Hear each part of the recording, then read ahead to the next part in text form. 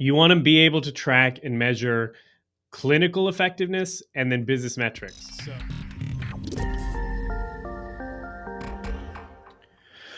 All right, so how can provider organizations measure their success when they're implementing some sort of virtual healthcare service delivery? Maybe it's a method, maybe it's a system, maybe it's a new software, or maybe it's a new service delivery method that you haven't tried before at the clinic. I want to tackle this from both angles, from the provider side, from the clinical outcomes, and then also the business metrics. Now, this is important to understand for the clinicians in the clinical organization, but it's also very helpful for the companies themselves, the healthcare technology companies that are providing this solution or platform, because if you can prove the value you demonstrate or you bring to the table, it makes your sales cycle a lot shorter. It makes things a lot easier for you on the business development side. But let's just look at from the clinician's perspective or the clinical organization's perspective. You want to be able to track and measure clinical effectiveness and then business metrics. So let's talk about the clinical side first.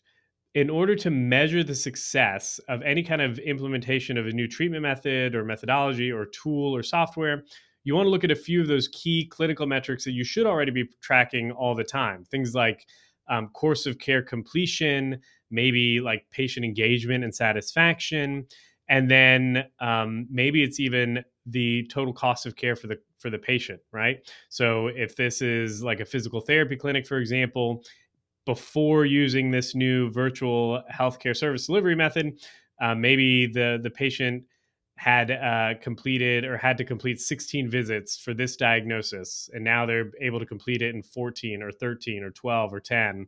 Like all of those are improvements that you can show. That would be a success, a clinical success for measuring the implementation.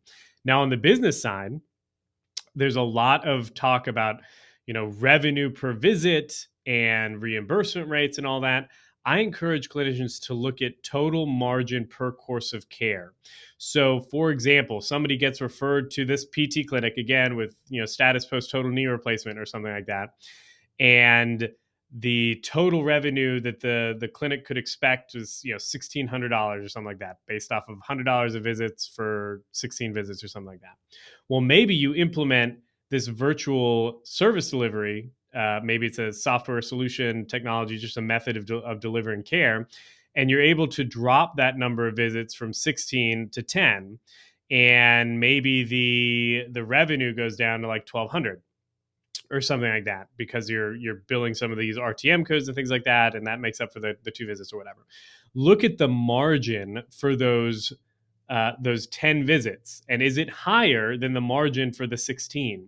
Because a lot of times, if you're doing it efficiently, if you're capitalizing on some of those billing opportunities like remote therapeutic monitoring and things like that, what you'll discover is you're actually spending less of your clinicians' unbillable time doing those services. So it makes it more efficient on the revenue side. So maybe the revenue went down for that total course of care, but the margin went up. And now you can stack multiple of those courses of care. Now you can see more of them at higher margins. So even though the overall revenue per course of care went down, the margin went up, and it makes up for it and sometimes surpasses it. So those would be two main ways that I would want to measure success for implementing some sort of virtual health delivery system or platform or method of delivering care. Would be the clinical outcomes, clinical efficiency, and then really, instead of revenue per visit, I'd be looking at margin per course of care.